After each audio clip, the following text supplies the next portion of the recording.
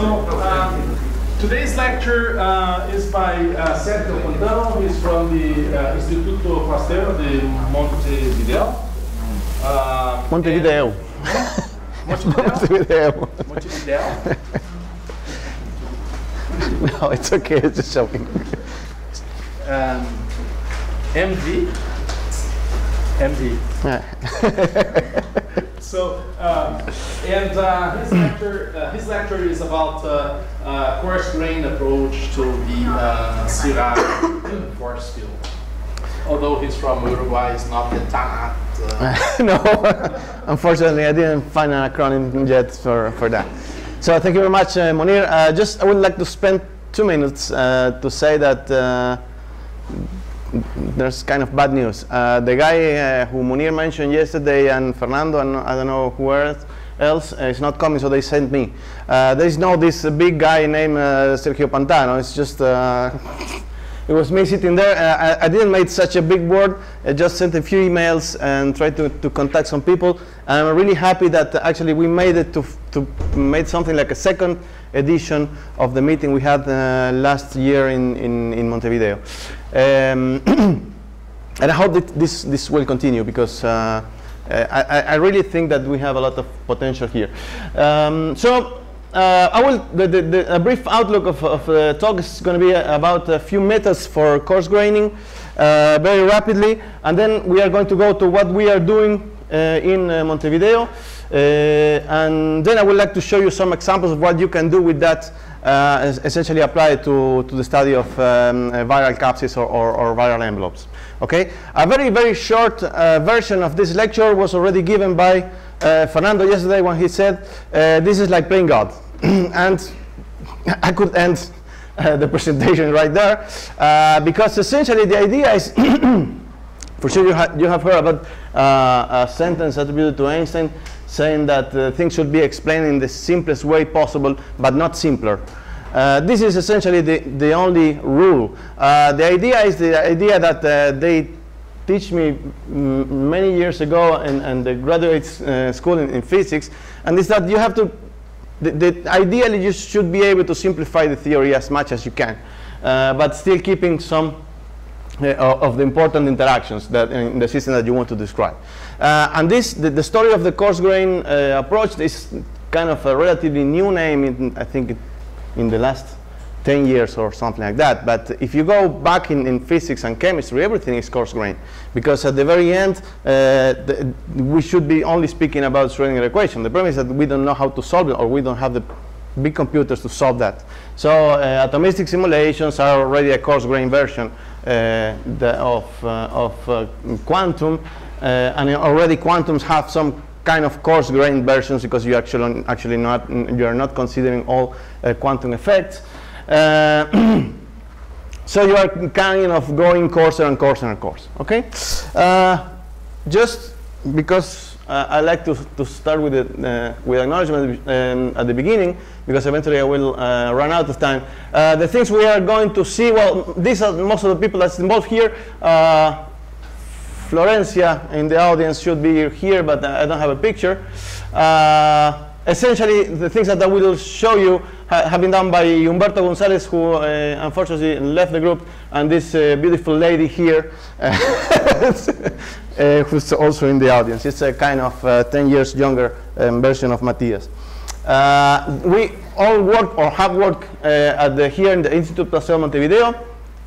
It's an international network of institutes.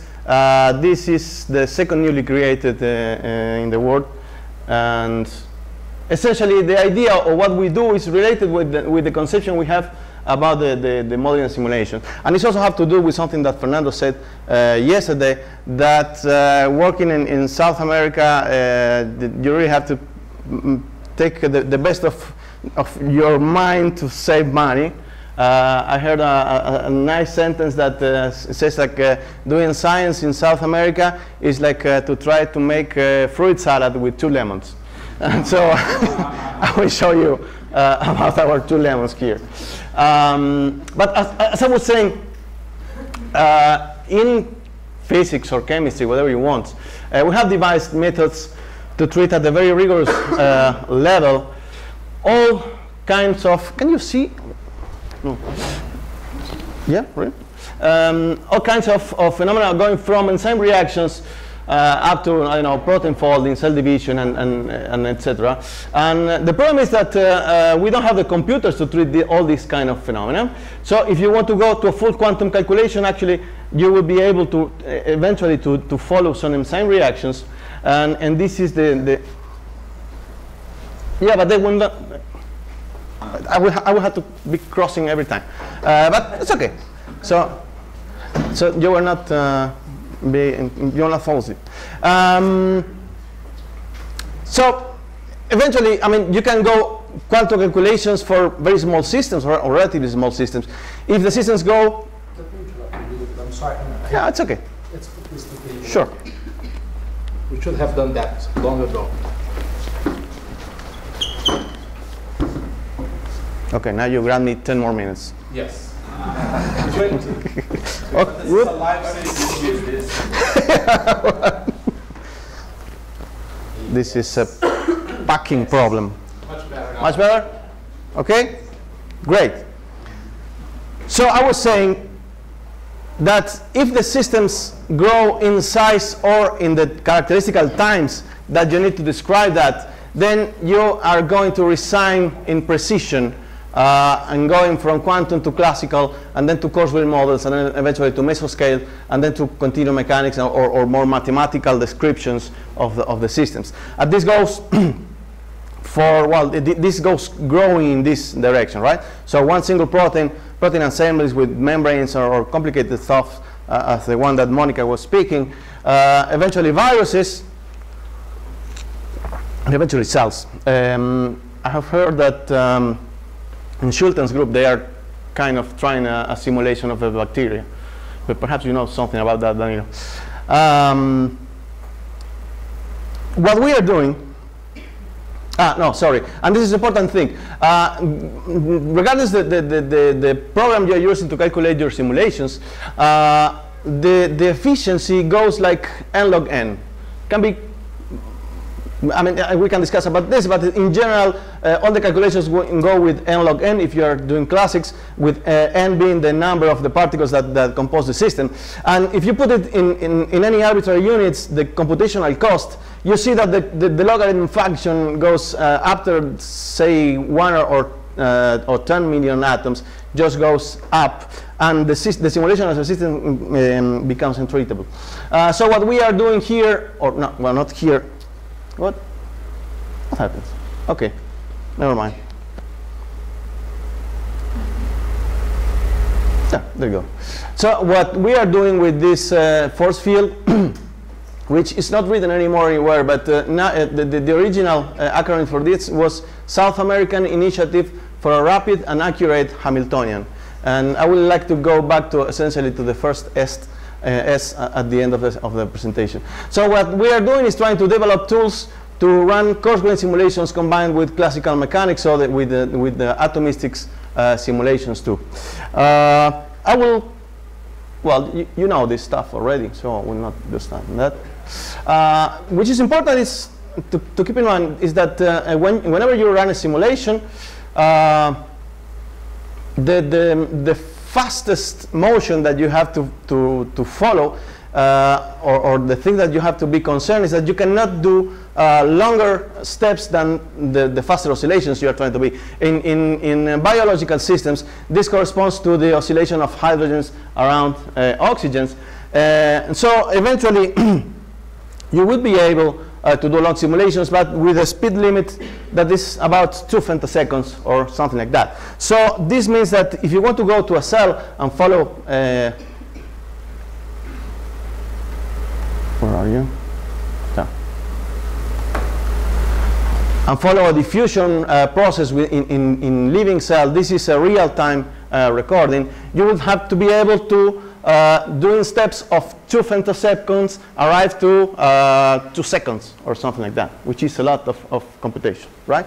So perhaps this is not a very easy way to go, but people have think about some simplifications of that, and a very simple one is just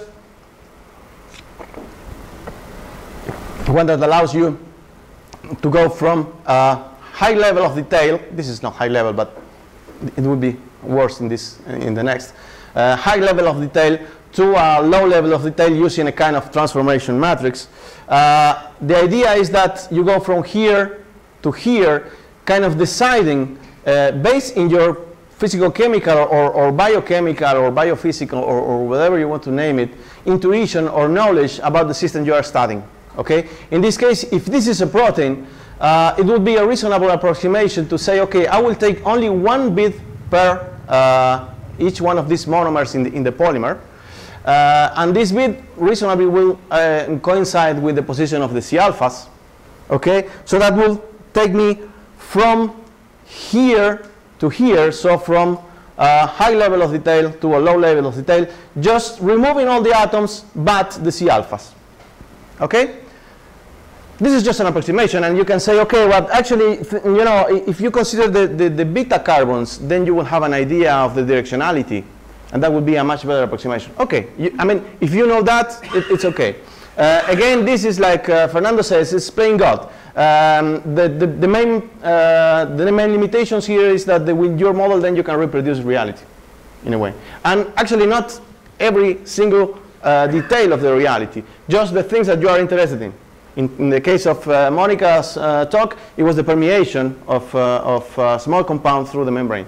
I mean, not the formation of hydrogen bonds between water and the compound, because they would be completely lost in that simulation. Okay? So these are things that you are saying that are not important. Obviously, the next problem appears because you have to decide the interaction parameters for these new effective interaction points.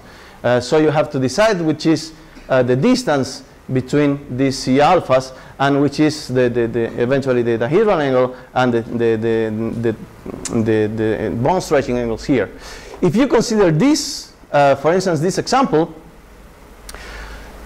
and you know something about structural biology, then you should know that the distance between the C alphas changes if you go from an alpha helix to a beta strand. So perhaps this is not a good approximation. And then I should rethink everything and go back. Okay? Or I could have a function here that actually has two minima, or three, or many, so that I could allow for conformational transitions. Okay? Everything is up to you. I mean, and this is something that usually is not written in the papers or in the books. This is the fundamental step in which you decide what are you trying to map into your simplified representation.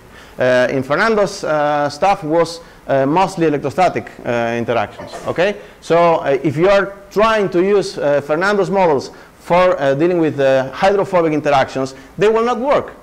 I mean, the important thing is that he is aware of that. So he's not trying to describe hydrophobic interactions with his models. This is something that we have to keep in mind always. Other thing, very important, is that, I don't know if you can see that, but whenever you do this, so if you go from here to there, you will be losing degrees of freedom. Okay? And this is essentially related, in this case, will be, for instance, related with conformational degrees of freedoms of this side chain here, or rotations around the backbone, or something like that. What does it mean?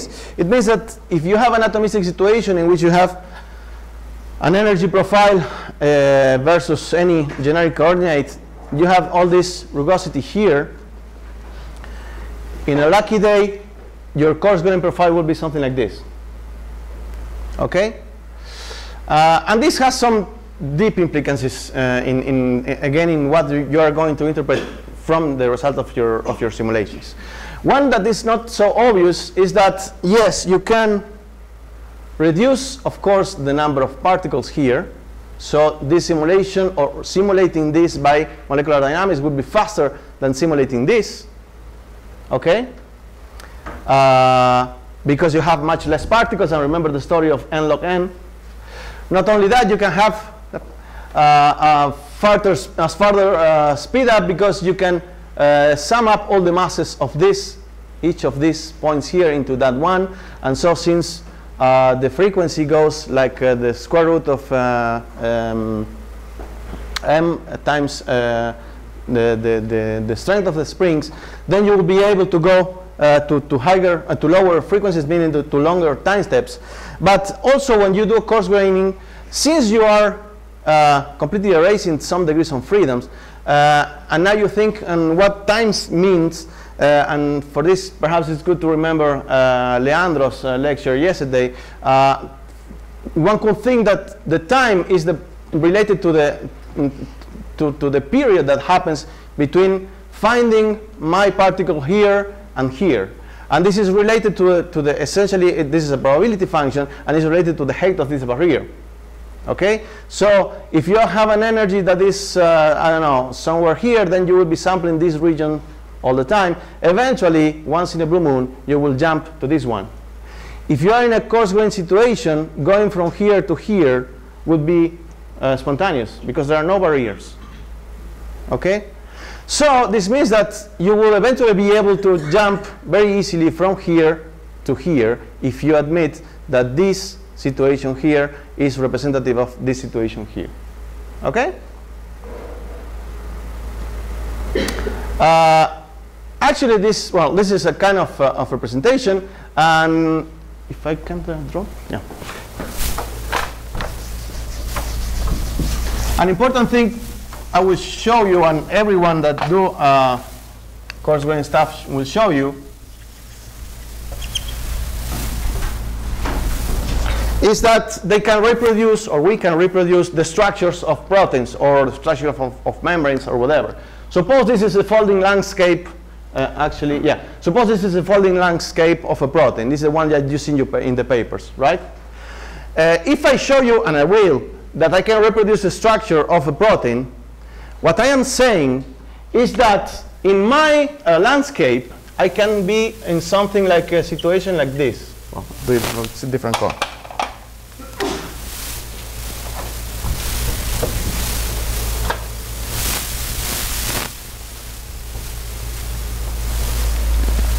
So the fact that I can reproduce a structure with something here actually doesn't tell me that the landscape is the same. The only thing that I'm saying here is that I have a minimum which corresponds with the minimum of the real, say, experimental protein, right? These are kind of things that one should keep in mind, because eventually I could jump just there and start sampling completely different things that are completely unrealistic, because, I mean, these states do not exist in this region, right? Okay. So let's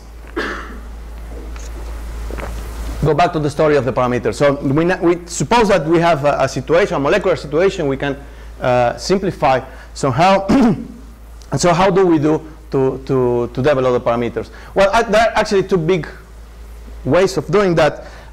These are defined as bottom-up and top-down strategies. Bottom-up strategies are also called systematic derivation of parameters. Usually people that do systematic derivation of parameters say that the people that do top-down are not rigorous in their derivation, and it is correct. Usually people that do top-down say that this is rigorous, but only for one single point in the phase diagram. So despite the rigorousness, it's useless. But actually, as in any system or in any situation, one has to recognize that each approximation has weaknesses and strengths. Two of the most famous ways of doing systematic derivation for parameters is Boltzmann inversion and force matching. Essentially, the idea is that you have a simulation, suppose at high level of detail, and from that simulation you will extract the information to build up your set of parameters in the coarse-grained situation. Perhaps the most famous and more straightforward way of doing this is the so-called Boltzmann inversion. And it's so stupid that these are the kind of things that when one sees that, I could have that idea too. It's not complicated.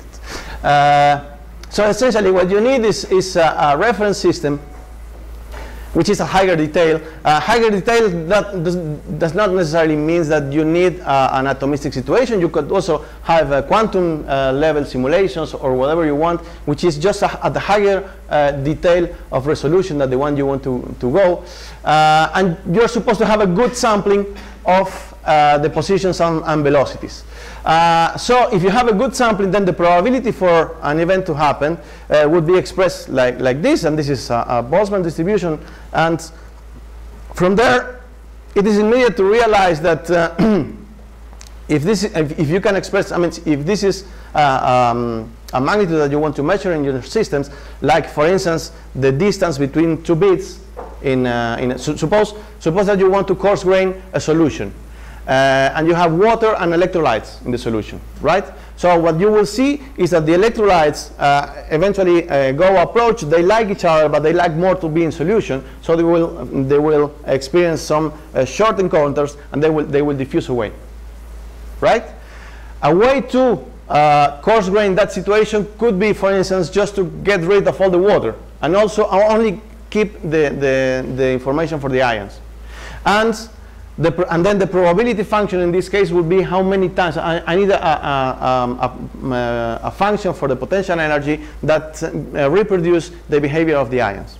Okay, and I could do that just calculating the probability of encounters, and I can easily get rid of the partition function and just make a Boltzmann inversion, and this is the origin of the name, so that my new potential energy will be just kT log of the probability function. Okay, and that's it in a way. That's it if this is a real probability, meaning that this has to sample the entire conformational space. In the case of ions, that's kind of easy to say. In the case of a protein, actually you don't know. So these kind of approaches actually do not work very well for very heterogeneous polymers or systems in general. But for polymer systems that are homogeneous, work very well. And eventually you can do an iterative process in which you just compare whether the reference probability function is similar or not to the one you have, and then eventually you can do an iterative Boltzmann inversion. Some of the problems that this approximation has is that you are implicitly assuming, because of the logarithm here, that the degrees of freedom are independent. So meaning that the probability of, in this case, beta, theta, and phi, theta and phi are independent, so that the probabilities can be expressed as a product. And this is not necessarily the case. So if you have events that are correlated, it will not happen. And again, as I said at the beginning, it requires a complete sampling.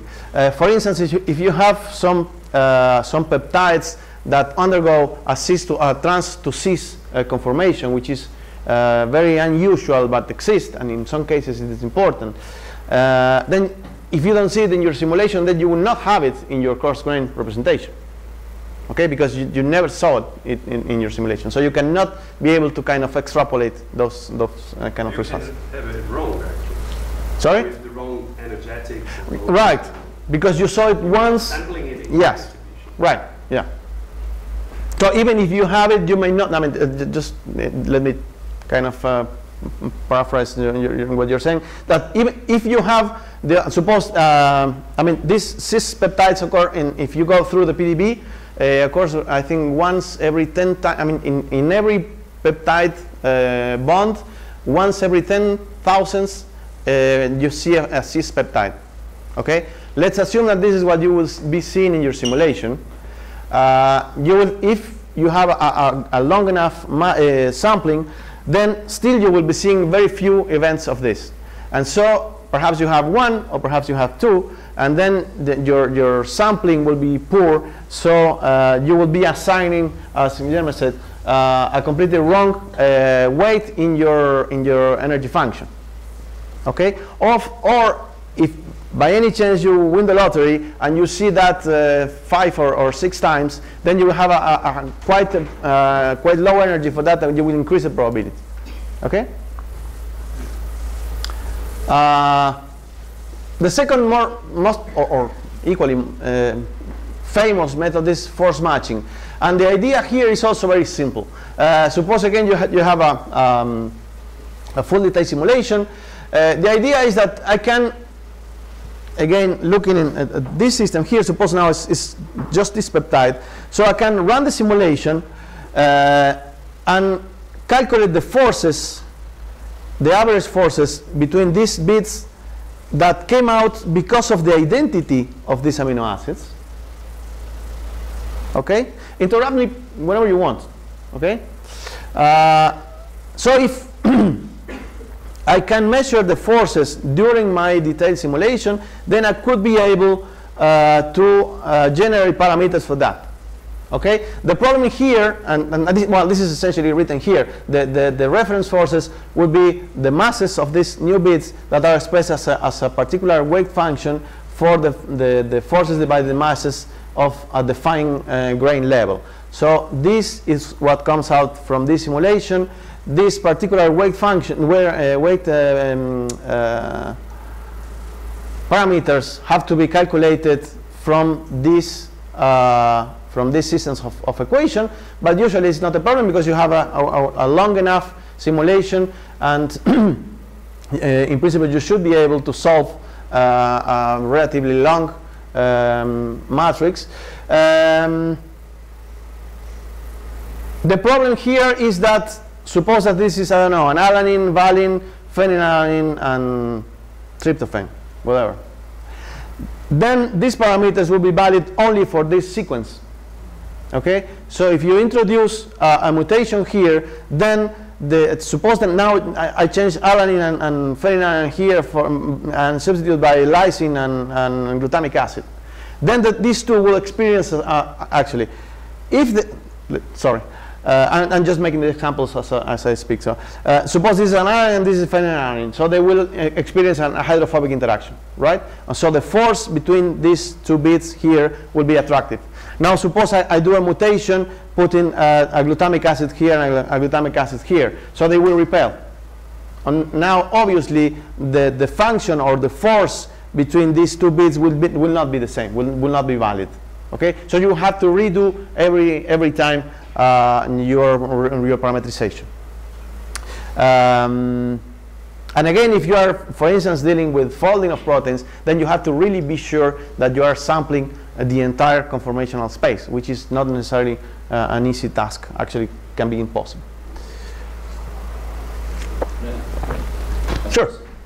Are the beads supposed to be spherically symmetrical? The bits can be whatever you want. I mean, again, you are the god in this universe.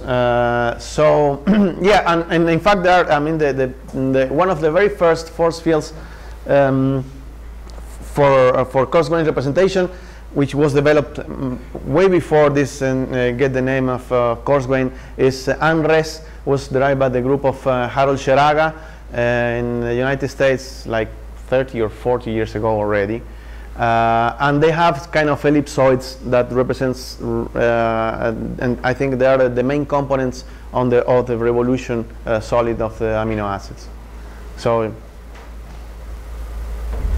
but there are, and again there are.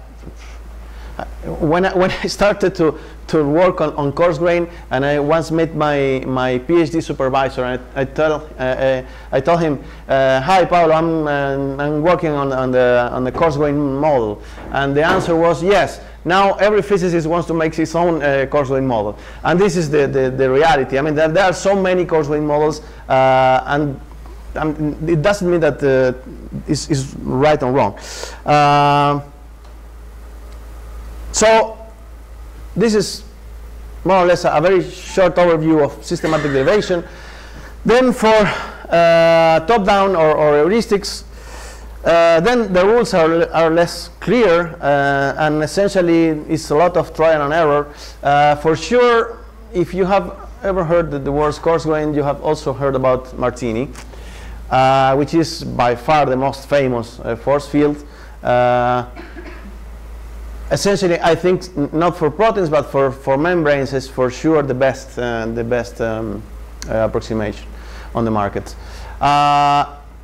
The idea is essentially that they have a kind of golden mapping rule in which whatever they find in an all-atomistic situation for atoms, for heavy atoms, they map into one bid, and that gives place to a lot of possible representations for essentially they started with lipids and water, and then they also moved to proteins, and now last year they published a paper with DNA.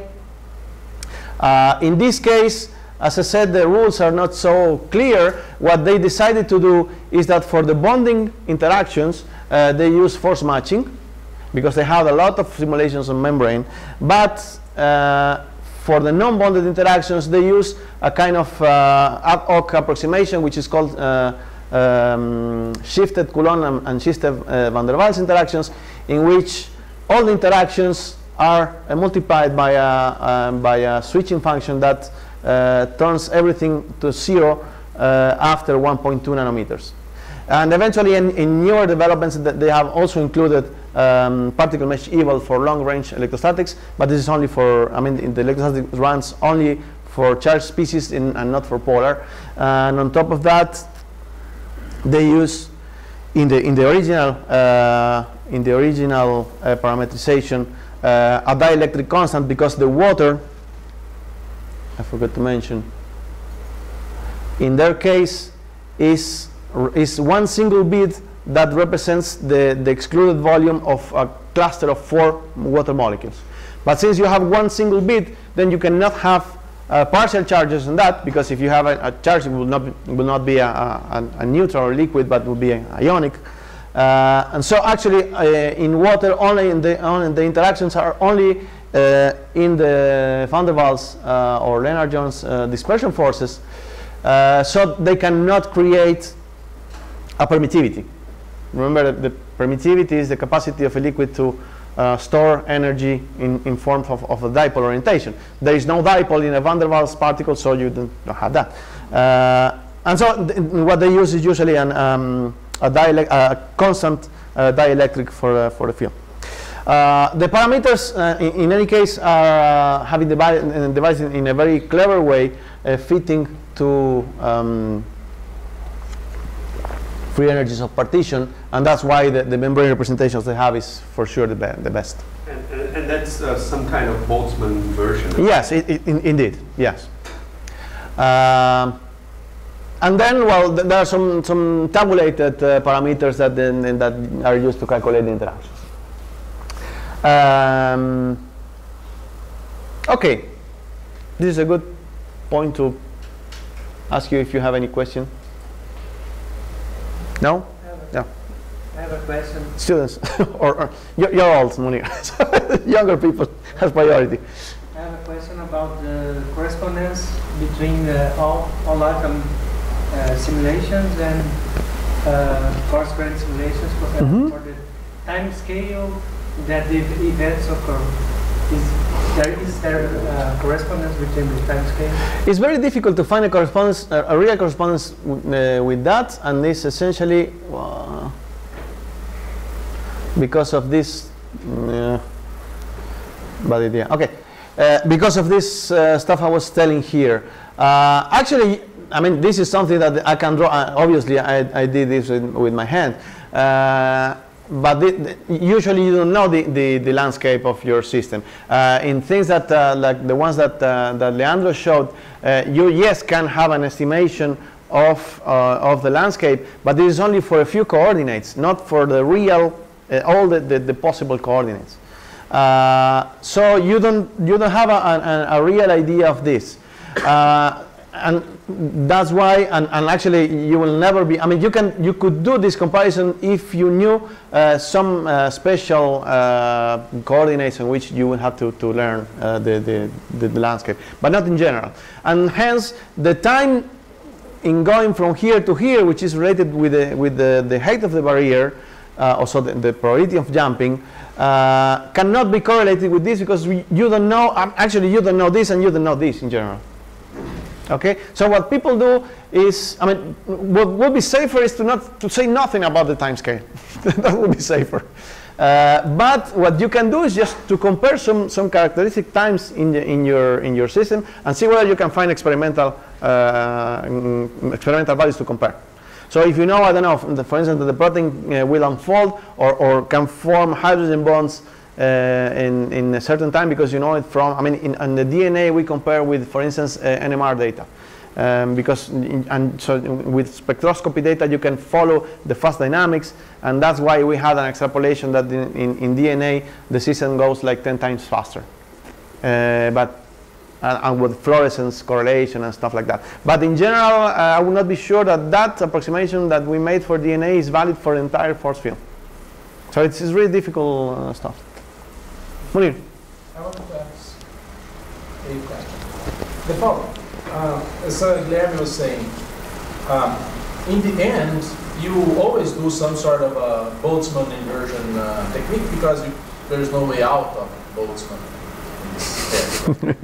However, the level of the inversion, which is the problem at heart here, right? Mm-hmm.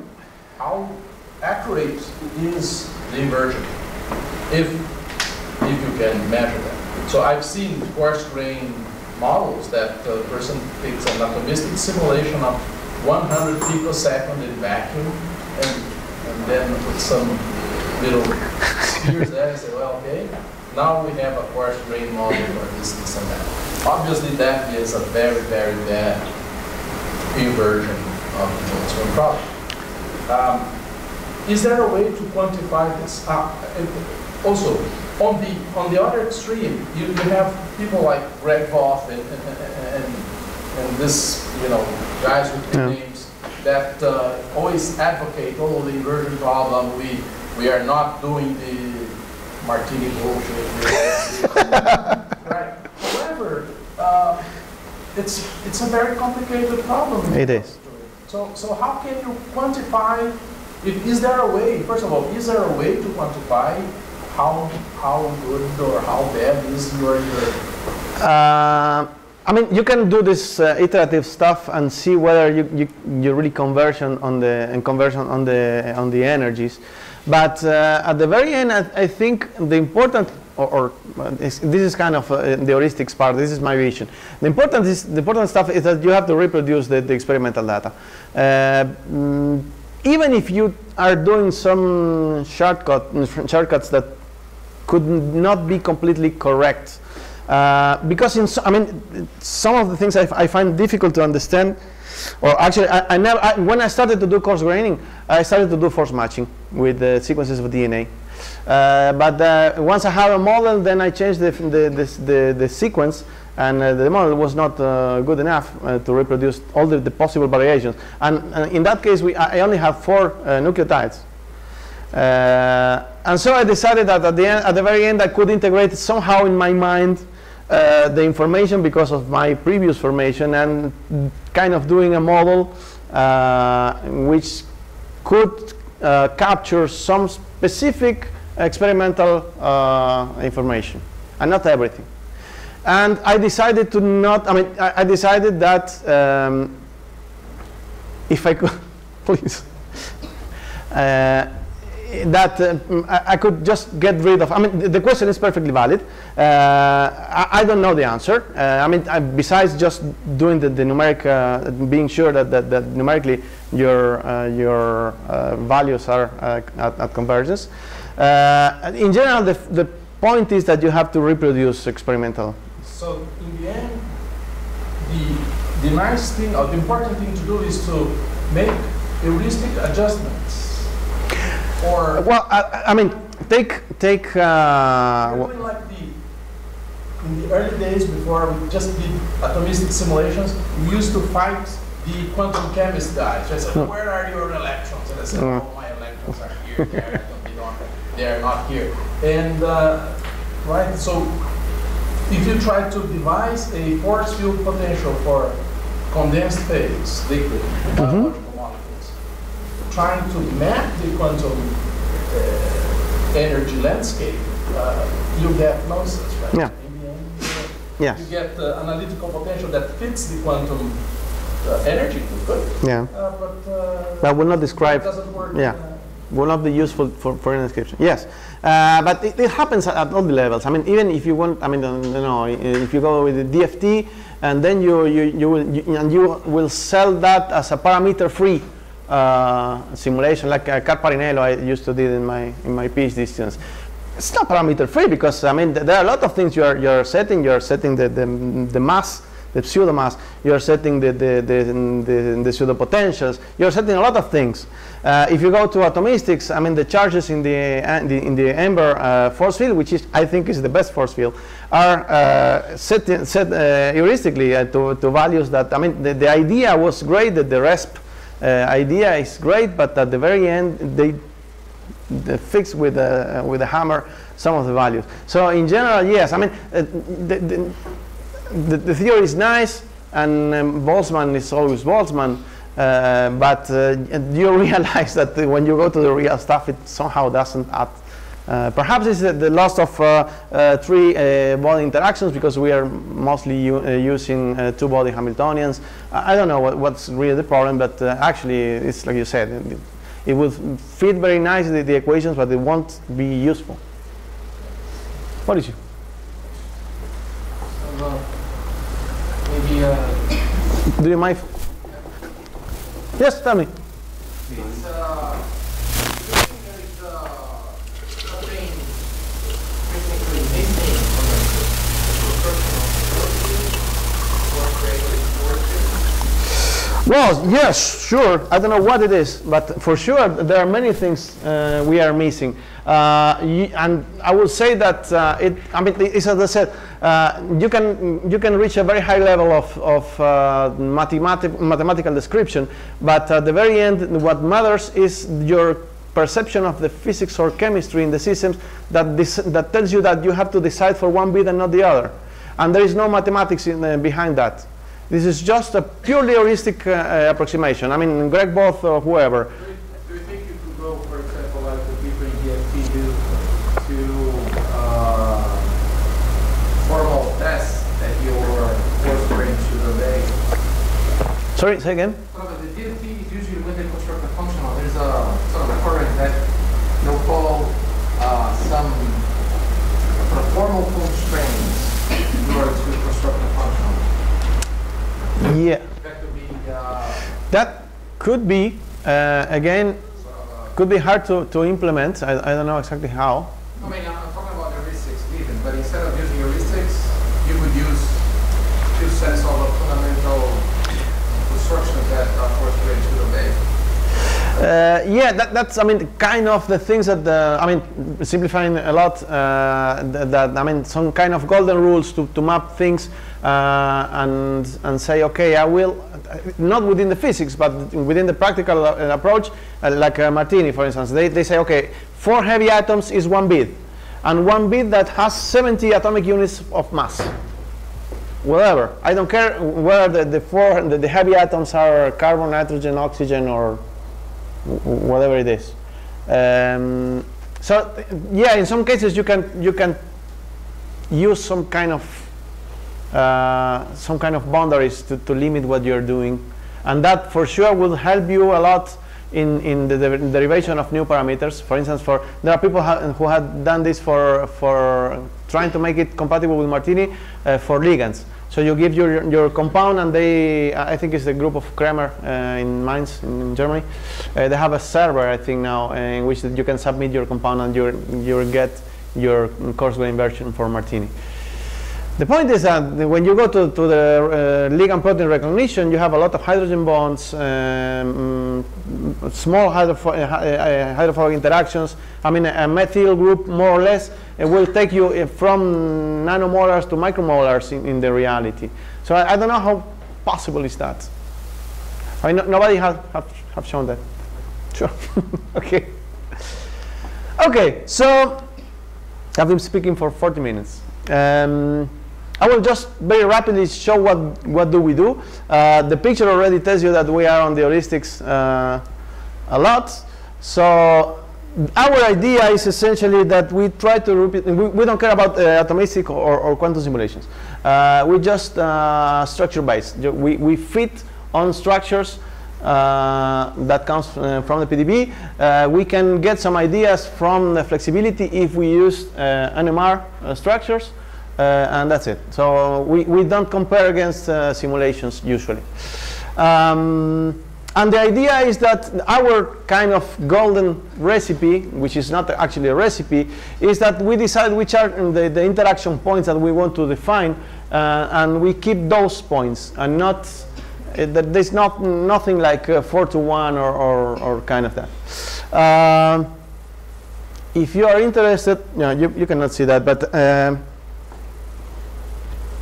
well, you can check on the web page. You can download some of the parameters. In the afternoon, we will have a hands-on on that, following some of the tutorials. So this is the periodic table of Syrah. Actually, there are a few elements now that are not included here, but essentially this is what we have at this moment. This is for 20 amino acids. 4 nucleotides, and sodium, potassium, chlorine, and water. Okay, so this is we are having some. No, we have some one lipid, actually, not lipids. We haven't published that yet, but essentially, if you have a problem that involves proteins, DNA, or electrolytes, it will help you. Just very rapidly about the electrolytes, the water model, which is fundamental and will be related with the last part of the presentation. The idea on the water model again is that we fit on the structures and not on simulations. And luckily enough, water is a structured liquid. So whenever you have a water molecule, you have the 2 hydrogens, and not depicted here, but you have the 2 lone pairs. So one hydrogen here is making a hydrogen bond with the lone pair here, and the same for all the rest. So this is an elementary water cluster, which we map into the positions of these 4 oxygens here. So now we go to a situation in which we had a small tetrahedron, which is a water molecule, to a big tetrahedron, which is something that we call WAT4. Okay? So it's 4 bits of water. These are some of the parameters. Importantly, since we have more than 1 bit, and actually an even number, we can include partial charges on that. So this solvent can create its own permittivity, because obviously you realize that there is a dipole in there. And for ions, we have this version of the ion, which essentially is the ion plus the solvation shell, the first solvation shell. If you want, I can come back on this, but I mean, this is some of the properties we can reproduce. Believe me, if not, it's in the papers.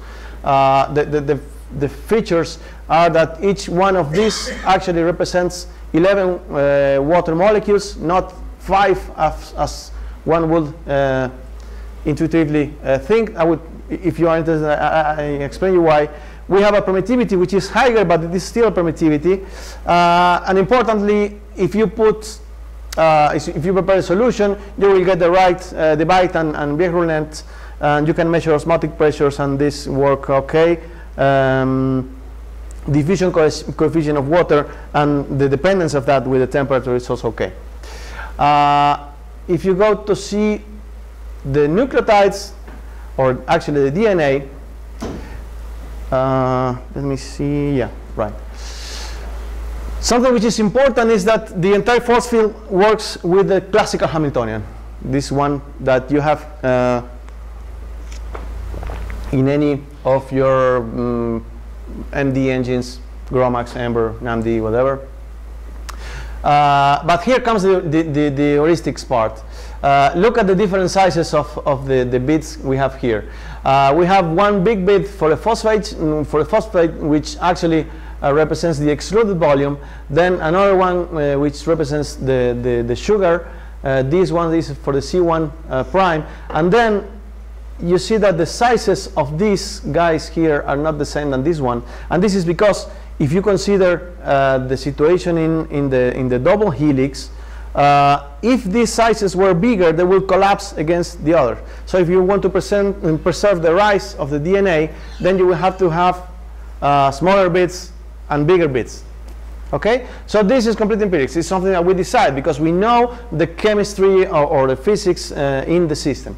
And on top of that, we put charges here, so we have a charge distribution that allow for the reproduction of Watson-Crick interactions. So the nucleotides recognize themselves without the need of any kind of ad hoc potential. If you go into the problems of this, notice that we don't have anything here or here. So if you want to reproduce Hoogston or sugar edge interactions, you will not be able to do it with that. This is a model that only works for a double helix DNA. Eventually you can have some loops, but not other kind of interactions. Okay? So this is about the limitations. Any time you decide, okay, I will pick this bit or these 3 bits here, then I will have the Watson-Crick, which is perhaps, I don't know if it's the most important, but for sure the most famous interactions in DNA. But I will not have anything like other interactions. And this is particularly more important in RNA. Okay, because RNA has a lot of structure, so we don't have a model for RNA. But with this model, you can do like stuff like melting, and you can vary the sequence and then the temperature and the length, and eventually you will be measuring different melting temperatures in your simulation. Or you can go with, this is the very latest paper we are preparing, in which we are just checking for protein DNA interactions. This is a simulation of a small, where is this? Small piece of chromatin. This is the biggest piece of chromatin crystallized. So we have there is a crystal structure for that, and you can follow the dynamics of the nucleosome. This is a tetranucleosome, and you can follow also the dynamics of the internal parts, which we were surprised about, because kinks spontaneously appear, and this increase the accessibility of the internal parts of the nucleosome, which could be important for binding of I don't know, histones or other proteins. Sorry? Sure. How do you keep the protein structure and the secondary structure in that simulation? Do you use constraints? No. Well, it's not easy to imagine here, but I mean, this is the glycine is a backbone. Okay, so if you imagine that this is connected with this one, so this, suppose that this is a peptide, you have torsional dihedrals that kind of. So Shira maintains secondary structure of peptides. No, it doesn't. I mean, you don't have to add constraints on that. So yeah, you have the minimum for helices and a minimum for beta strands in the Ramachandran-like plot, and something else for the turns. So in principle, and you can have transitions from one to the other. So you can eventually, if suppose you rise the temperature, you will see an unfolding. A refolding we have seen, but just in very simple systems, essentially because of this story here. So if I take the protein far away from here, it may just not come back. But in principle, the protein can decide the secondary structure, sort of saying. So it's not forced to any kind of that. So, okay, so this is for proteins. Well, this is just a table of the parameters. This is a paper of last year. I will not go into the details, but essentially, well, okay, but you can check in the paper. There's no point in going to the numbers. But well, just a very simple thing. The bits are covered by the partial charge. So you see that, for instance, this is a lysine, and you have a big positive partial charge, which is here blue, and eventually you will have this is an asparagine, which have eventually the possibility of forming hydrogen bonds with other amino acids. And there is an important trick which we call the dark side of the force. And this is a way to solve the problems that we don't know how to solve. Essentially, whenever you run a molecular dynamic simulation, you have the bonding interactions and the non-bonded interactions. The non-bonded interactions contain electrostatics plus van der Waals, right? Van der Waals are calculated following combination rules, meaning that you have a set of parameters for sigma and epsilon in the van der Waals function, and this is okay. Usually, most of our bits follow that rule, but in some particular cases, which are essentially related with electrostatics, they don't. This is the interaction matrix. These are all the possible bits in the force field. And whenever you have a white dot, it's okay and it follows the combination rules. But in some cases, like for instance, I don't know, this is a lysine here interacting with a chlorine.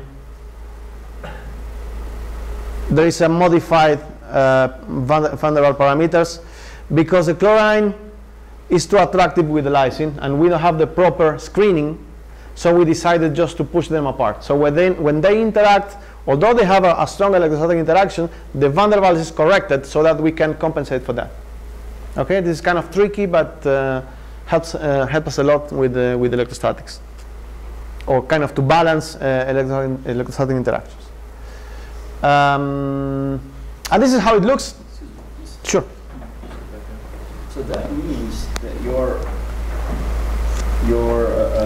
topology file somehow has to include all those possible interactions between two. Yeah, but yes, but we do it for you. I mean, you don't have to set every time each parameter. Actually, and you will see this afternoon, so I won't use much of the time.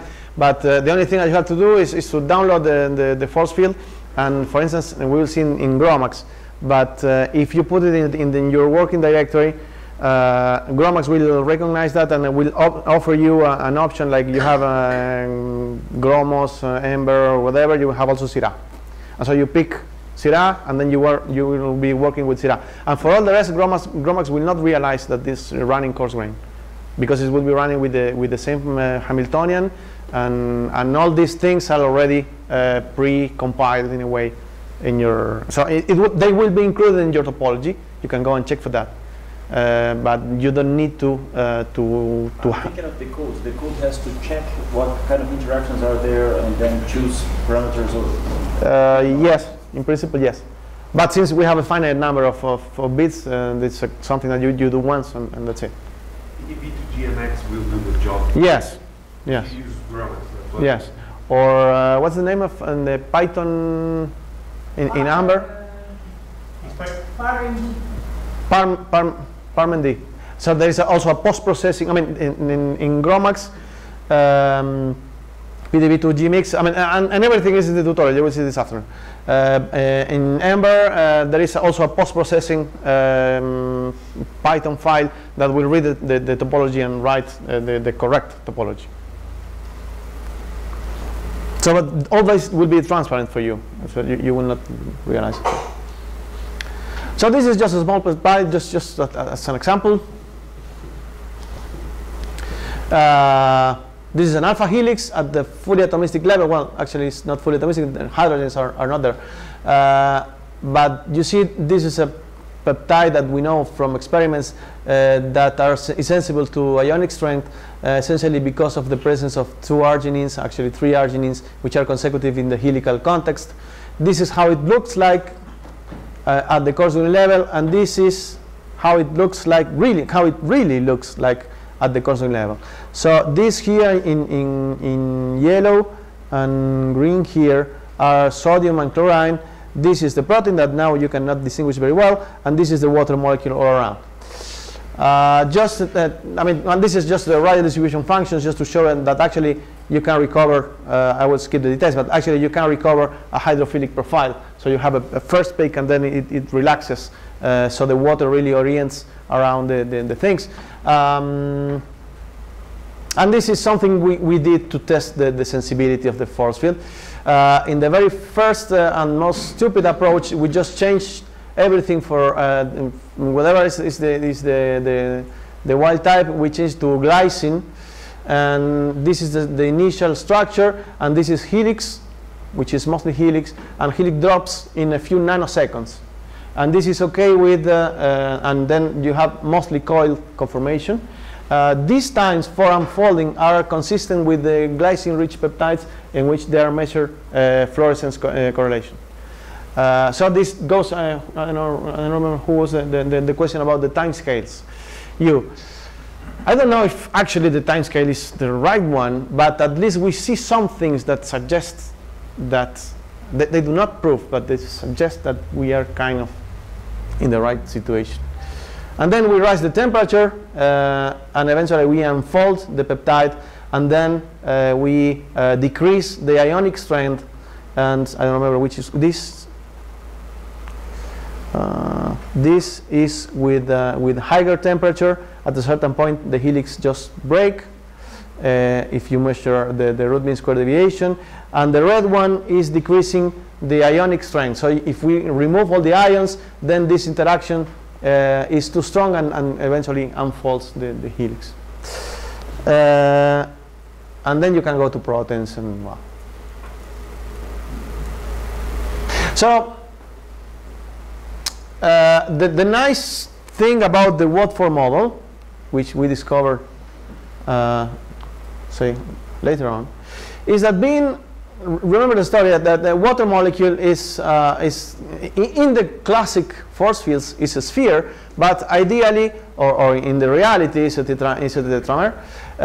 These, however, simplified models, which are already coarse-grained on their own, reproduce 2 or 3 cluster around, which is pretty similar to this one.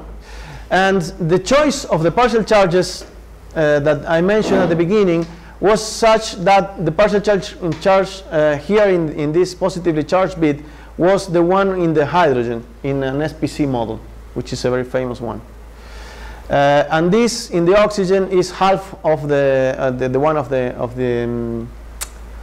oxygen in atomistic water, so that you can mix them, and essentially a water that sees a Watford around will not realize, take me in quotation marks, will not realize that it's not dealing with the real water.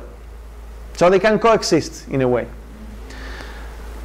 If you have this kind of situation, you will have some, I mean, this is the water is here in a fully atomistic representation.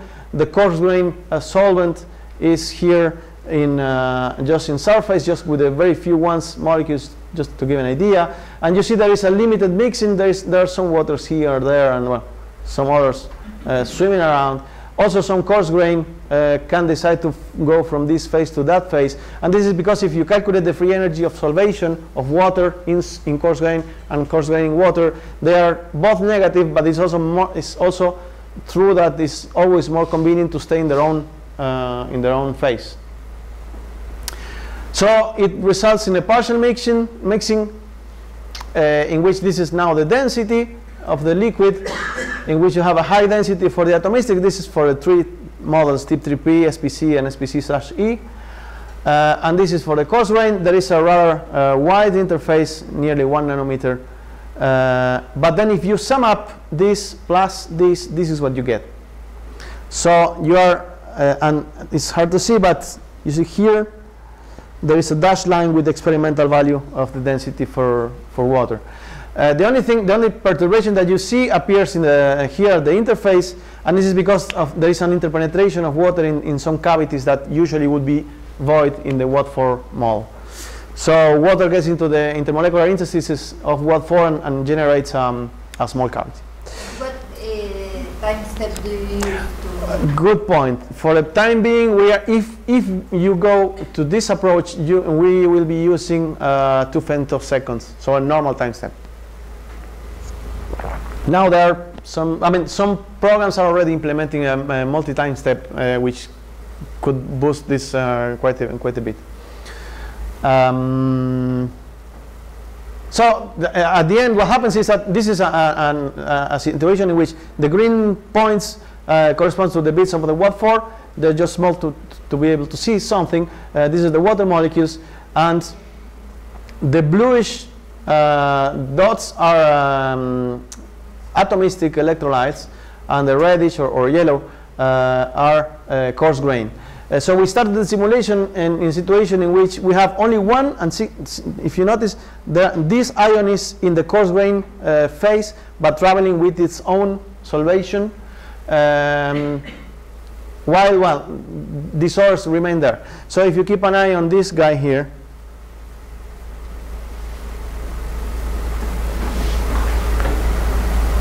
two things happens. This guy swims around with its own solvation shell and eventually finds its way to the atomistic phase. But also notice that yellow and orange are completely expelled, say, from the atomistic phase and go to the solvation, to the coarse grain solvation. Also, there are some water swimming around here, and you can see some green spots here and there, which account for this story of the limited mix. So if you put this, you can add it to eventually do a resolution models for DNA, that if you can put together with that, eventually you can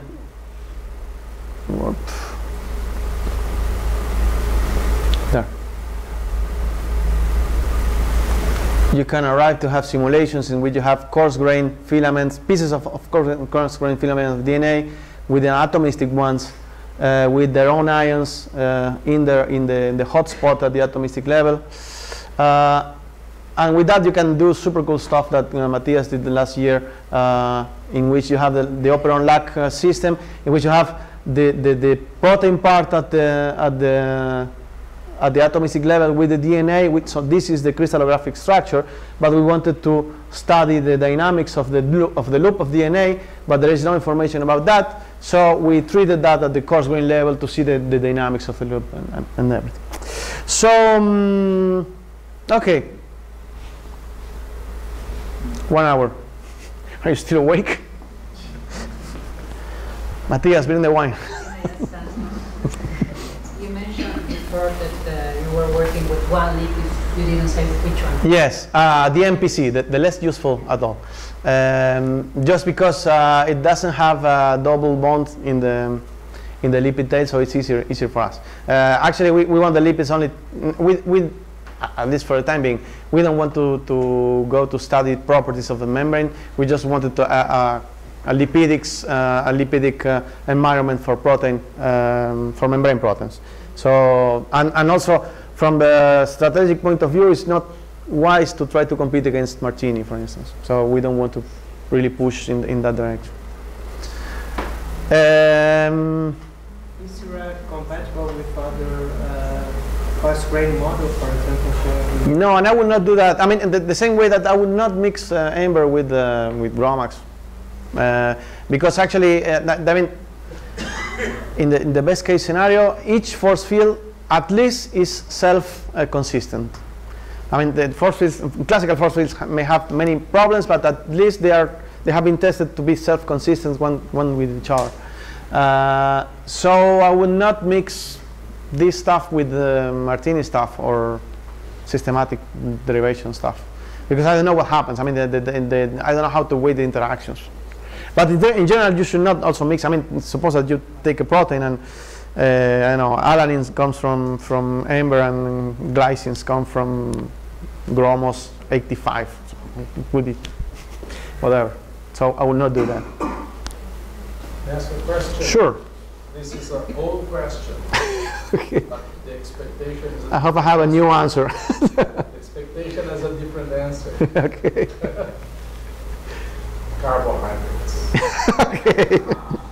Okay, good point. Carbohydrates. Not every carbohydrate. I know but what about that was cellulose, 1 or 2 types of cellulose? Okay, no, I don't have a new answer for that.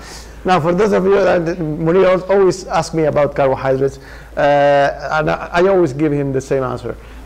Carbohydrates are complicated because the stability is I mean, now I'm not speaking to you. I'm speaking to them. the stability or the structure, the secondary structure of the carbohydrates is kept by hydrogen bonds. In some of the cases, it has been measured that the hydrogen bonds between one and the next and the neighbor unit contributes a few, less than the energy that comes from the less than the thermal energy. Okay, so you may have a conformational transition in carbohydrates that work because each pair contributes 0.1 kcal per mole. When, if you don't remember, the thermal energy is 0.5, 0.6, whatever. So and the conformational transition happens because it's a cooperative process. To coarse-grain that is difficult. We have discussed this with Roberto, but we haven't yet made a. One guy from Roberto's lab is in my lab now. If we have time, we will try to do something with cellulose. Hire a postdoc. Yes. And by the way, this guy is. He came to a course in May last year, and he now came to my lab for 6 months because the system he was interested in contains a magnesium ion, and we don't have magnesium ion. So I invite him so we kind of see whether or how we can get the money. But for a relatively short period of time, you can go to the lab eventually, and if you are interested in a particular amino acid or a particular something, whatever, we can just try to solve that. Carlos is supposed to be there for 6 months, but in 2 weeks he already solved the problem. So now we are seeing what the hell is he going to do for the next month. So I just was saying that it's not that complicated, and at the very end it's just trial and error with the van der Waals parameters. So as you don't have coarse-grained force field for carbohydrates, would it be possible to model a fully atomic carbohydrate with what form? Yes, this kind of thing you could do. The problem is that the force field is now implemented to work on Gromax and Ember. None of them have the dual time step. So when running this, you run always with a time step of 2 femtoseconds. While if you go with the full coarse grain, you go with 20 femtoseconds. So it's 10-fold increase in the velocity, or actually you are losing. So you are going 10 times slower. But yes, you could. Actually, I don't have an example, but I can show you. We have an example of carbohydrates. It worked, I think, well. Just in 2 words, the only way in which we made it to reproduce NMR spectra of the carbohydrate was growing big enough to be comparable with the size of the particle that is in the tube of NMR. So yes, it can be done. I can show you if you're interested. But you still get some speed up, right? Yes, because of the solvent, and you have much less solvent in your system. So in this case, well, here you see this is the water, the atomistic water, and all this big box is the solvent that you need to stabilize your system, which is usually 75–80% of the system. So this just finish.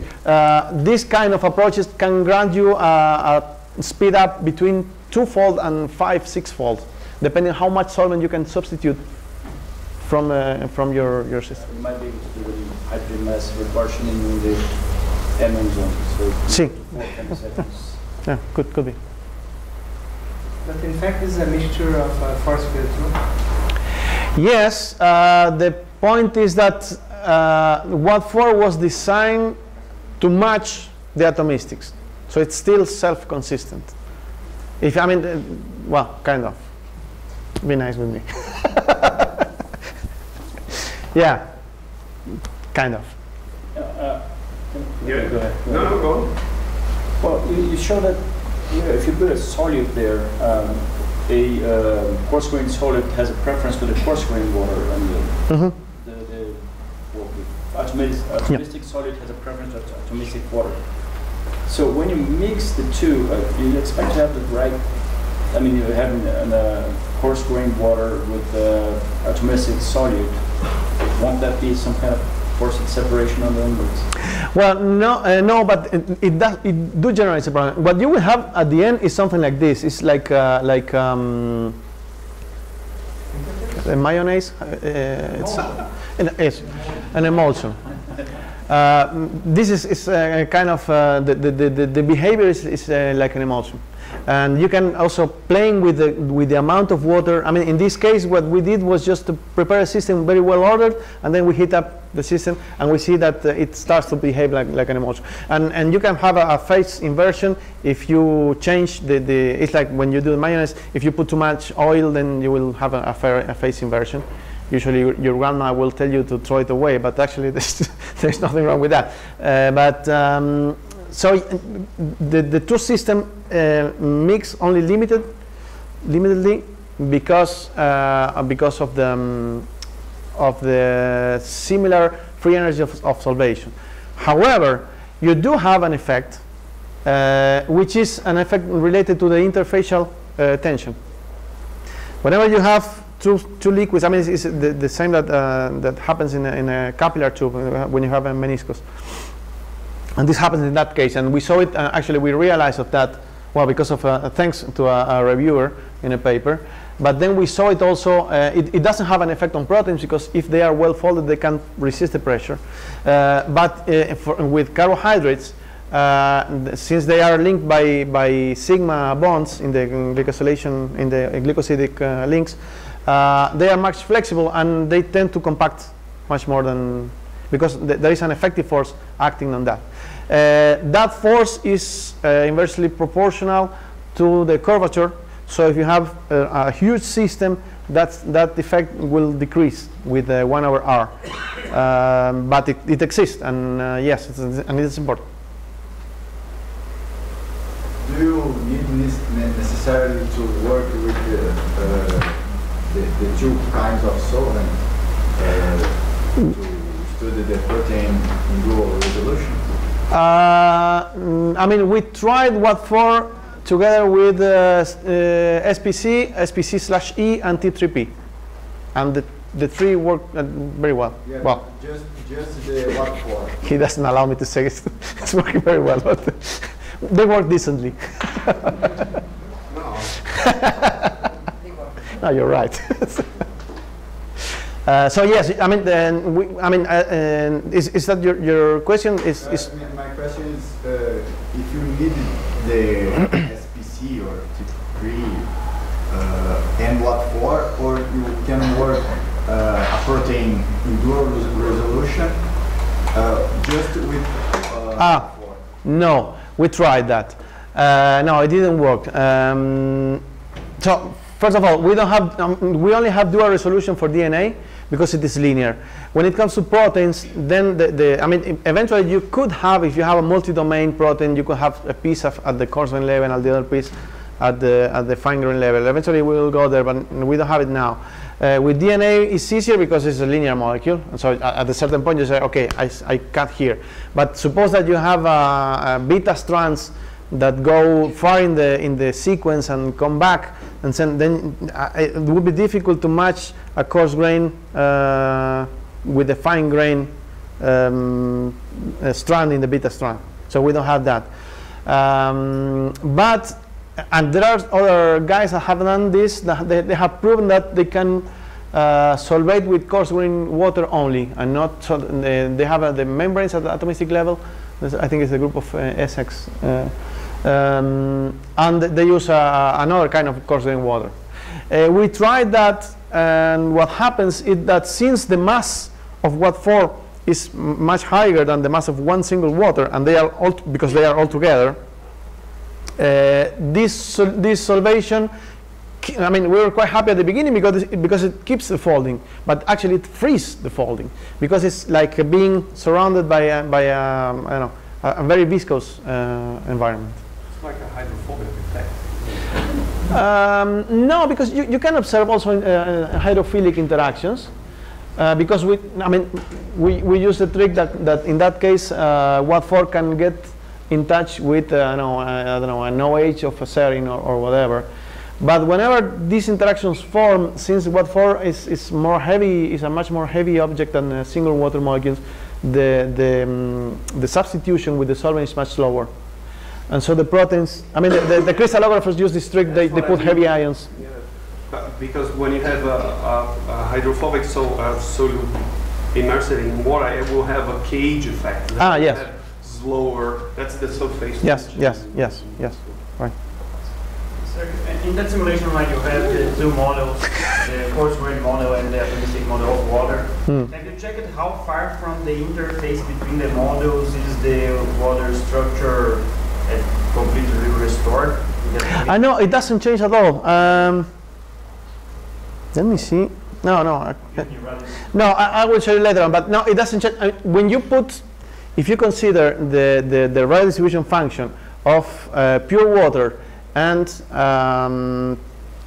water here, and you consider also the contribution of Wat4, the match is perfect.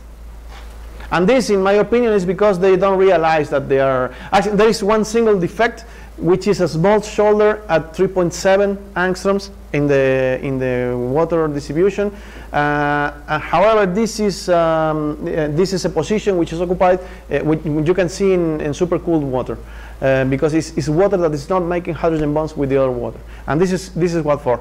It's water that does not really make a hydrogen bond with water. Now this comes really nice. Not all the rest of it. Can you show us the protein slide you passed it through quite fast? Which one? I think that one. This? So this is a secondary structure. Secondary structure. Yes. That's my main point here, and I think that's the worst, or the mean thing about Martini is that it doesn't maintain secondary structure, and no, it does maintain. It enforces the secondary structure. They are forcing it, but if you remove the constraints, it will unfold. It doesn't have electrostatics. It doesn't have hydrogen bonds, so. So we would like to use such a kind of coarse-grained potential for proteins. And is it ready for it? I mean, does it maintain secondary tertiary? Most of the times. We have problems with small loops because we can, in some cases we have realized that the tension in small loops cannot be relaxed because of the loss of degrees of freedom, and this is it is worse in small proteins. Okay, but they have less mobility, but they they can unfold. They unfold. Yes, if you have small protein domains, say 4-helix bundle with small loops, perhaps there are many in which you have 2 prolines. And so in those cases, if the length of the helices is not long enough to hold the protein as a whole, they cannot unfold.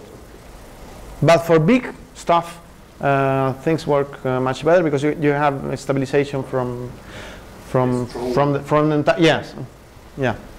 So yes, this is. Just going to, since you ask. This is a cyclic nucleotide binding domain which recognizes an arginine in there. This is the NMR, right, Martin? This is the NMR ensemble, and this is the coarse-grained ensemble. When we first start to see the simulation, what happens is the root mean square deviation went up to 5 something, which was not so nice. But then we realized, and this is a plot that Matthias did, that if you adjust the root mean square deviation not against the starting conformant, but against every possible conformer in the NMR family, it just jumps from here to here or to there, or sometimes here. So it kind of mapping the state. It works very well for some proteins and not so well for others. But I would say that for most proteins it do well. If you are looking for a hydrogen bond, then don't go coarse-grained, obviously. Yeah. Have you tried some membrane protein?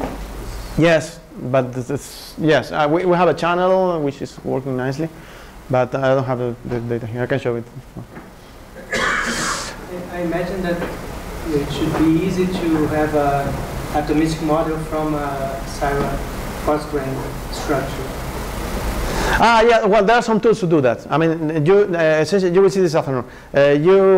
What you need as an input is a PDB file, and you will need you need it protonated, because the position of some hydrogens are important for making hydrogen bonds. For instance, for serine we need it, for threonine we need it, for cysteine we need the position of the hydrogen. But there is a clear recipe on how to do that. So yeah, this is one command line will give you the coarse-grained protein. No, the contrary. Okay, this is a different story. Yes. Because yeah, I mean the answer is the short answer is yes, you can, but be aware that we are kind of cheating with the reconstruction. I mean, you are losing things that there is no mathematical way to recover. But what we do is to use internal coordinates that take essentially some positions that we know because of organic chemistry. So we know that 2 carbons are at 1.54 Armstrongs, and we reconstruct in that way. But this is, I mean, you can recover atomistic structures, but you have to be careful about what you do with the results then, because then, I mean, if you then start to say that you found a hydrogen bond that forms after a coarse-grained simulation, then I will not believe you. Okay, Ruth, Munir, what do you say?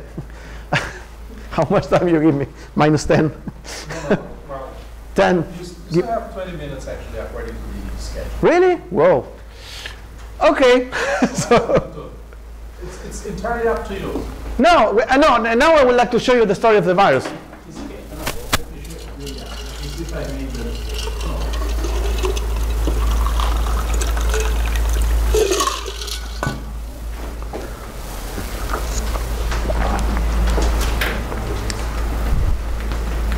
So, how many of you think that this is a reasonable approach?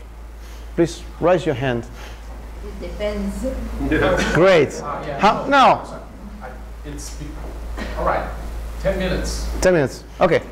So again, how many of you think that this is a reasonable approach if you are not too much concerned about the precision of the story? Okay. So, if you already agree with that, why not? Why not to go in an increasing degree of granularity? So, if if water is a tetrahedron and you can go to a higher scale tetrahedron with Watt4, then you could eventually go up as much as you want. I mean, you can say that this is the tetrahedron, and then you can have a higher tetrahedron, right? Now, this is already not water, I know it, and this is much less water, and I know it too. However, and I will skip all the details, but essentially, if you, again, this is the very same story. You have water, Watt4, what else? What else can swim eventually in Watt4? They can get into the interface. Same happened with water, much less likely because the free energy observation is much less favorable, blah, blah, blah. You can see that the sum of the densities, you remember there was a small peak here, there is a bigger peak here because the masses of these guys go into the interstices of this molecule called what else generate a bigger peak.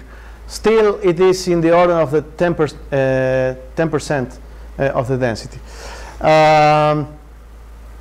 But it depends, right? So it depends what do you want to do with that. I will just, you don't know this virus, and I will not go into the details because of the sake of time.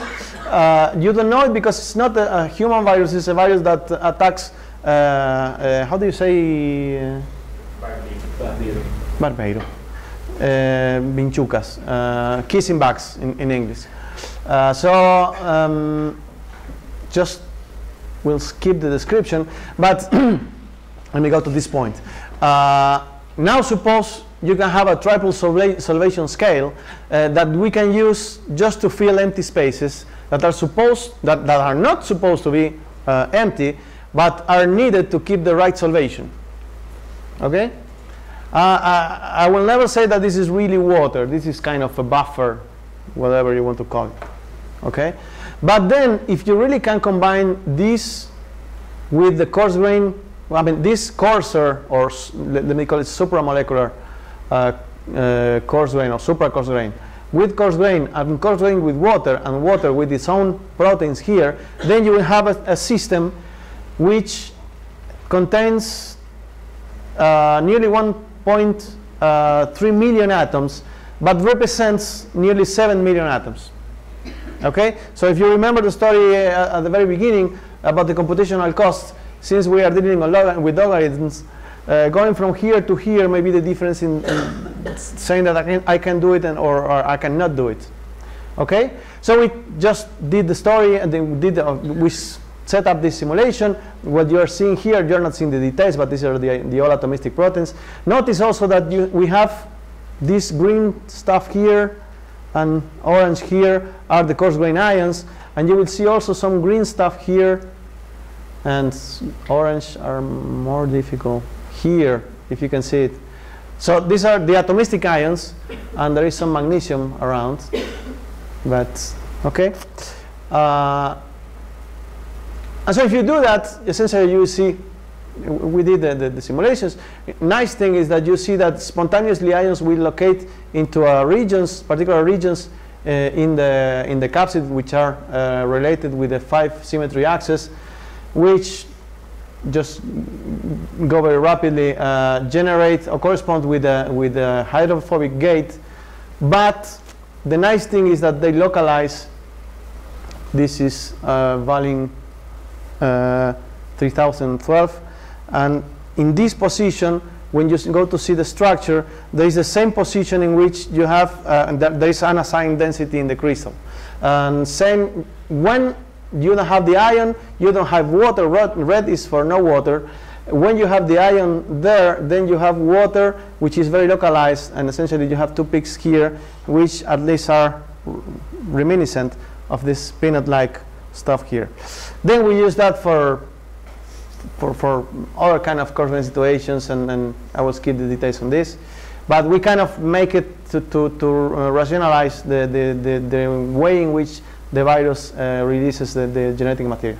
So I would just like to tell you what we are doing here, and this is because it's something I would like to propose you to find a spot this afternoon or tomorrow or whatever, to have a discussion about who is interested in that.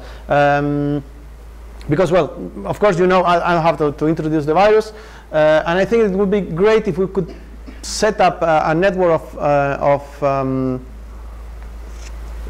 interaction at the in silico level, which could not deviate us that much from what we are doing, but just a kind of collaborative net. As I was saying this morning to Danilo, the virus has only 10 proteins, so in principle we could take one for each and do the simulations. And it will be kind of in silico proteomics of the Zika virus, which is a Nature title for a paper. So this 1 month ago, this molecule, the envelope of Zika virus was released. This is a cryo-EM structure, 3.8 resolution. It became the molecule of the month in the PDB, and I just downloaded this this morning, this from the Center of Disease Control in the US, that tell us the very updated information about where the virus is being transmitted. In particular, here in Pernambuco, I think is the most affected area, in which it's not clear why, but there is apparently a higher prevalence of microcephaly and Guillain-Barré. The thing is that the variants that originally came or were isolated somewhere here in Africa, in Uganda, traveled to Polynesia. They mutated there, and there was a first outbreak in 2012 and 2013, and they traveled to our continent, where they became apparently more effective. So I would just, in one slide, would like to tell you what we are doing with that. We started with the structure of the Zika virus. We set up the system in the same fashion I just described. Coarse-grained water, Wat4 and Wat4 ions are in this lab. Do not get fooled by the dimensions. This is the diameter of this is nearly the external diameter is nearly 50 nanometers. So this is nearly 3 nanometers in water, which is already a lot. But the fact is that the water which is inside is really huge. Just a very few details of the simulation. We are just submitted a communication with this, but saying that essentially, saying that it can be done. Not only that it can be done. What comes up from the simulation is, well, the virus is essentially stable. We lost immediately the symmetry, because you see that if you consider the root mean square deviation of the entire particle, it goes up to 1 or something nanometer, but this is only an oscillation. It's not really losing its shape. In fact, if you look at the level of a single protein, it is much smaller. And what we have seen is actually that introducing a couple of mutations from the African variants, just concentrate on this. This is a difference in root mean square deviation between the wild type minus the mutant, or the other way around. The mutant minus the wild type. So whatever is below 0 is more stable during the simulation than in the mutation than in the wild type. Okay? So you see that in general the mutant induces a stabilization essentially in all the proteins, and especially in some of them which are related with symmetry axis. What we see is that there is particular stabilization in these points here. These are the fusion loops, and these are other loops that are in contact, that if you take into account I mean, they are not related in sequence, and they are not related either in the structure of the single molecule or a dimer, but they are related in the context of the quaternary folding of the protein. And this is something that we are trying to depict here. The red dots correspond to the mutations. You see the two mutations are here. This is one single protein, and the stabilized region are these two. But if you put it in the 5-fold axis, then you see that actually the region is much wider, and it's in the vertex of contact, and the same happens with the 3-fold vertex. I mean, we can discuss about the details, but the point here I would like to make is that, and this is my very last slide, is if you remember 3 years ago, in 2013, the structure of the mature capsid of HIV was published by the group of Samson. It contains 64 million atoms, a lot of, I mean, and they published like 100 nanoseconds of simulations. There was an entire capsid with full atom resolution. Okay? 200. Yeah. You're awake. Great.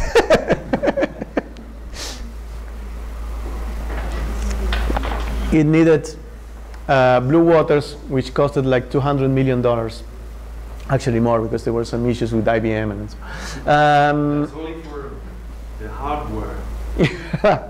You have an installation, you have electric bill and all that. Yeah. Sorry? Personnel. Yeah. Staff. Yeah, sure. And running costs. I mean, the our cooling is apparently turned off because of the electric bill. So. Yeah. The largest one in Brazil. We did. This is a Matthias fantasy. We did 300 nanoseconds in 20 or 25 days with a computer that cost $2,000. These are most, I mean, I don't know if you can see, but it's here. Essentially, The system contains again 1.2 million atoms in total, but if you consider how much it would be in full atomistics, it's about 22 million atoms, which would be untreatable, not only from the point of view of the simulation, but also if you want to share the data or you want to simply write the files. In this case, even at the very coarse-grained stuff, blah, blah, blah, the space on disk for 5 nanoseconds is 1 gigabyte. So the space on, I don't know how much space they use for that. So the message here is that we using not the approach that I am showing, but any other approach. I mean, kind of, this is connecting with the first part of making fruit salad with lemons. So we can make a reasonably decent fruit salad with lemons if we put some sugar. You can make some caipirinha as well. Yeah. Who wants fruit salads when you can have caipirinhas? So that's a good point. So I mean, it goes in the direction of trying to make a smart use of computer power and resources that is really affordable. And that's the main point. In principle, sure. About that. So they simulated 200 nanoseconds. The kind of conclusion they obtained with these 200 nanoseconds would be different from the kind of conclusion you could obtain with a coarse-grained model. I mean, it is hard for me to say which were the conclusions of that paper. If anyone can tell me, yes, they concluded muscle power. Yes, they concluded that they can do it, and so they do it. I don't know. I mean, I don't want to be aggressive in this, but actually, if they do make some discussion about the interaction. I imagine that I didn't read the paper, but I imagine that some kind, like you did in your case of the Zygovirus. Yes. I imagine they did some discussion about the functionality resulting from this. Honestly, I don't remember. I mean, I read the paper a couple of times, and I don't remember something and saying, "Ha! Now we understand this." But I'm not saying that watch out! I'm not saying that this simulation was useless. Perhaps they just didn't analyze that deep enough, or perhaps I was just not interested in the paper.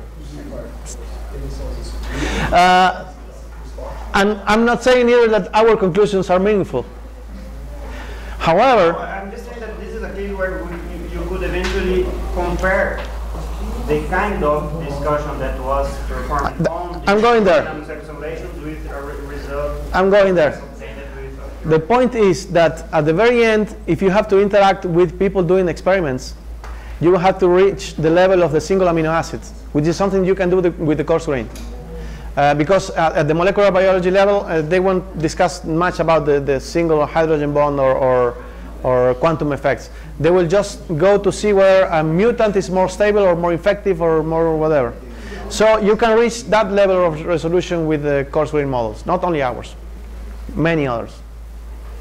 So just to finish, I would like to propose a kind of, I mean, I know some of you are already working on stuff related with Zika. I know there is a lot of money, there are many international calls, something that we could eventually apply for, and that's it. I mean, if you want, we could just decide this afternoon or tomorrow.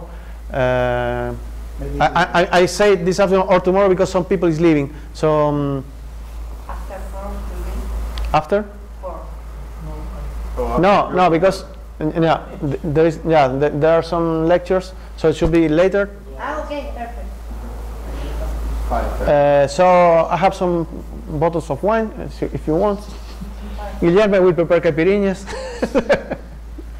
And we just, I know, we can meet, I'm not saying that we have to decide right now, but we can meet in the lobby or wherever to just see whether it is possible or not. Okay, thank you very much. Sorry. Just a question. Sure. In your simulation of the Zika virus, Yeah. have you analyzed the internal motion of the entire capside? Which type of motions do you have in the simulation? Not really much, because I am doing the same that I blame Schulten to have done. We just wanted the paper to go out immediately. Now, actually, what we are planning to do is to do a more wide screening with all the variants. I mean, to compare the African variant with the Brazilian variants, for instance. And try to understand whether they are more stable or not, or whether the epitopes for the antibodies remain the same or not, or same comparison against dengue, for instance. And it's possible to use your coarse-grained model with implicit solvent model. We are trying. I mean, we haven't tried for this one. We are trying to implement in generalized Bohr model with Ember, but it's not working so well so far. So we really have to. I mean, the proteins unfold a bit more than in the already crappy birds. I know if Munir was. You want to say? Do you want to say something? No. No. Sorry. Am I supposed to say something? No. I just.